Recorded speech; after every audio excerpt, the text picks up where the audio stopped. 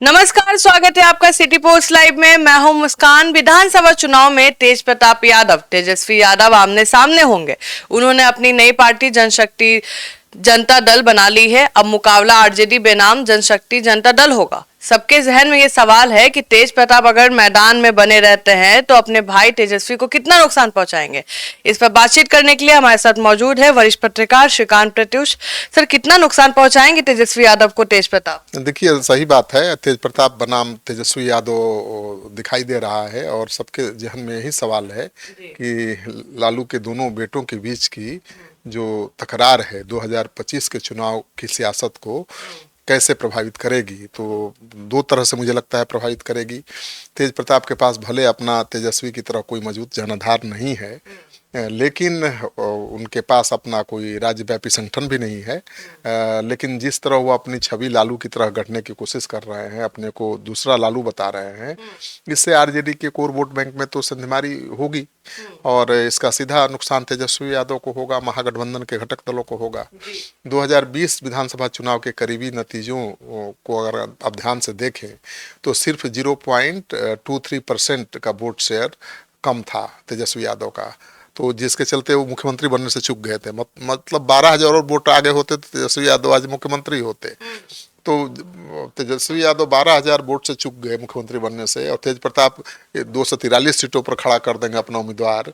तो अब सोच रही है क्या होगा। हर सीट पर एनडीए भी काटेगी, तेज प्रताप भी काटेगी। एनडीए तो काटे, कोई बात नहीं है। वो तो एनडीए और महागठबंधन के बाद सीधी लड़ाई होगी। लेकिन तेज प्रताप 5,000 वोट भी काट लेंगे तो खेल खत्म, क्योंकि 15 से 20 सीटों पर तो हार जीत आरजेडी की केवल 5,000 से भी कम वोटों से हुई थी। तो तेज प्रताप बड़ी चुनौती बन रहा है। सर, जहानाबाद में नुकसान कर चुके हैं तेज प्रताप, इस बार तो ज्यादा सीटों पे उम्मीदवार उतारने वाले हैं। तो क्या इससे नुकसान सिर्फ महागठबंधन को है कि एनडीए को भी है सर? नहीं, एनडीए को क्या होगा। तेज प्रताप को वोट तो एनडीए के लोग देंगे नहीं। महागठबंधन के वोट बैंक में ही सिंधमारी करेंगे। और 2019 लोकसभा चुनाव के दौरान तेज प्रताप ने जहानाबाद से शिवहर से अपने उम्मीदवारों को उतारा था और शिवहर में तो नामांकन रद्द हो गया, लेकिन जहानाबाद में उनको उम्मीदवार मैदान में डटा रहा।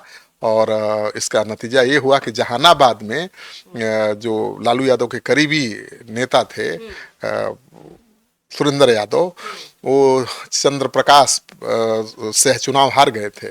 तो इसका जोर शोर से लालू प्रसाद के बेटे तेज प्रताप ने प्रचार भी किया था और कहा था लोगों से कि आप यह मान लीजिए कि यहाँ से चंद्र प्रकाश नहीं, लालू यादव के बेटे लड़ रहे हैं और उसको जिता दीजिए। तो इसका असर ये हुआ कि 8,000 से ज़्यादा वोट काट लिया और चंद्र प्रकाश को 7,755 वोट मिले थे। और जेडीयू के चंद्रेश्वर प्रसाद चंद्रवंशी आरजेडी के सुरेंद्र प्रसाद यादव से केवल 17,051 वोटों से जीत गए थे। तो तेज प्रताप के कैंडिडेट के चलते हार हुई, सबसे मजबूत उम्मीदवार की। तो बाकी सीटों पर अनुमान लगा लीजिए। चुनाव बाद कहा गया कि अगर तेज प्रताप ने वहां अपना प्रत्याशी नहीं दिया होता तो आरजेडी की चुनाव में जीत तय थी। सर, तेज प्रताप की जो बगावत है, बगावत से पार्टी बना ली है, परिवार की छवि को भी नुकसान हो रहा है और पार्टी की भी कई पोल खोलते जा रहे हैं कि पार्टी में क्या क्या होता है। देखिए, तेज प्रताप की बगावत से तो परिवार और पार्टी की छवि को नुकसान हो ही रहा है। पारिवारिक टकराव से तेजस्वी की नेतृत्व क्षमता पर भी सवाल उठ रहे हैं, जिसे एनडीए भुनाने की कोशिश भी कर रहा है। डिप्टी सीएम विजय सिन्हा तंज भी कसते नजर आते हैं कि जो भाई को नहीं संभाल सकता वो बिहार को क्या संभालेगा।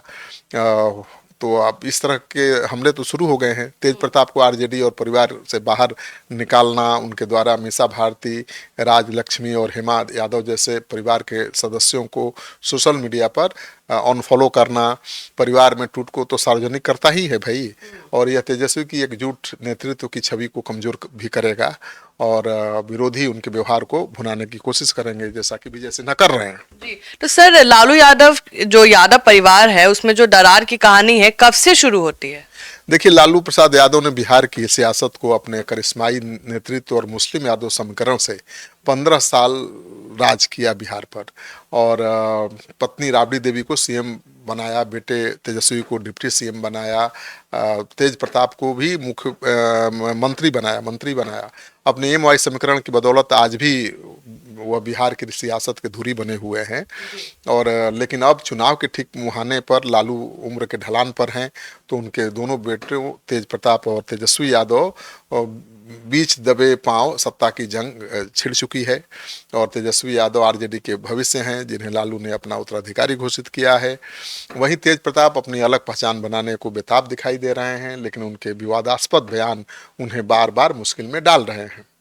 तो सर, जो आरजेडी की परिवर्तन रैली में हजारों कार्यकर्ता और समर्थकों के बीच लालू यादव दोनों बेटे तेज प्रताप और तेजस्वी यादव का हाथ पकड़कर मन से उनको राजनीति में आने का ऐलान किया था। कहा आपने, लालू जी ने दोनों बेटों का हाथ पकड़ के इंट्रोड्यूस किया था और कहा था कि लालू का बेटा लालटेन नहीं थामेगा तो क्या कमल और तीर्थ थामेगा। संदेश साफ था कि कमान अब बेटों के हाथ में लालू जी ने दे दी है। तब लालू ने दोनों बेटों को बराबर की हैसियत दी थी, ना किसी को आगे किया ना किसी को पीछे। शायद वह थोड़ा वक्त और जांचना परखना चाहते होंगे कि तेज प्रताप तेजस्वी में कौन ज़्यादा काबिल है, किस पर ज़्यादा भरोसा किया जा सकता है। क्योंकि दोनों भाइयों की उम्र में सिर्फ 1 साल का अंतर था, तो ये तय करना कि किसके हाथ में पार्टी की कमान दी जाए बड़ा मुश्किल था। सर, छोटे बेटे को बड़ी जिम्मेदारी लालू जी ने कब दी? देखिए, सत्ता से बेदखल होने के 10 साल बाद लालू अपने धूर राजनीतिक विरोधी नीतीश कुमार से मिले, विधानसभा चुनाव साथ लड़े। इसी चुनाव से उनके दोनों बेटों का चुनावी सफर शुरू हुआ। दोनों बेटे तेजस्वी यादव मां की पारंपरिक सीट राघोपुर से चुनाव लड़े, बेटे तेज प्रताप एक नई यादव बहुल सीट महुआ से चुनाव लड़े और दोनों की जीत हुई। तो इस जीत से ही उनकी राजनीतिक शुरुआत हो गई। और अब 2025 के चुनाव के ठीक पहले दोनों भाई आमने सामने दिख रहे हैं, क्योंकि तेज प्रताप को लगता है कि वो दूसरा लालू बन सकते थे। उनमें लालू जी की सारी खासियत है और उनको पार्टी की कमान नहीं दी गई। पार्टी की कमान की बात तो छोड़िए, पार्टी में उनको कभी महत्व नहीं दिया गया, क्योंकि तेजस्वी यादव को दिल्ली में जो कॉन्फ्रेंस हुई पार्टी की, उसमें मान लिया गया सर्वमान्य नेता। और तेजस्वी यादव अपने फैसले खुद ले रहे हैं, पार्टी के फैसले खुद ले रहे हैं। वो किसी से सलाह, लालू जी अब कहीं नहीं है। बिल्कुल, लालू जी तो राष्ट्रीय अध्यक्ष हैं, लेकिन कहने के लिए हैं। सारे फैसले तेजस्वी यादव ही ले रहे हैं। और तेजस्वी यादव के जो फैसले हैं वो तेज प्रताप को पच नहीं रहे हैं, क्योंकि दिल्ली में बैठक हुई, पटना में कई बार बैठक हुई, बैठक में भी उनको अहमियत नहीं दी गई, संगठन में कोई काम नहीं मिला, तो तेज प्रताप की नाराजगी बढ़ती गई। और इस बीच तेज प्रताप का जो सोशल मीडिया पर वीडियो वायरल हुआ गर्लफ्रेंड का, तो उसको लेकर बड़ा एक्शन हो गया उनके खिलाफ। पार्टी परिवार से उनको निकाल दिया गया। अब वो ताल ठोक रहे हैं, नई पार्टी बनाकर मैदान में उतर चुके हैं। और लालू जी के जो खास नेता हैं, विधायक हैं, करीबी हैं, उन्हीं के सीटों पर अपने पार्टी उम्मीदवारों के नाम का ऐलान कर रहे हैं। शिवानंद तिवारी के बेटे लड़ते हैं चुनाव, उनके सीट पर भी अपना उम्मीदवार का नाम का ऐलान कर दिया है शाहपुर से। और दूसरी सीट है मनेर, जहाँ से भाई वीरेंद्र आरजेडी के बड़े नेता हैं और लालू जी के बहुत खास हैं, उनके सीट पर भी कल एक अपना उम्मीदवार खड़ा कर दिया है।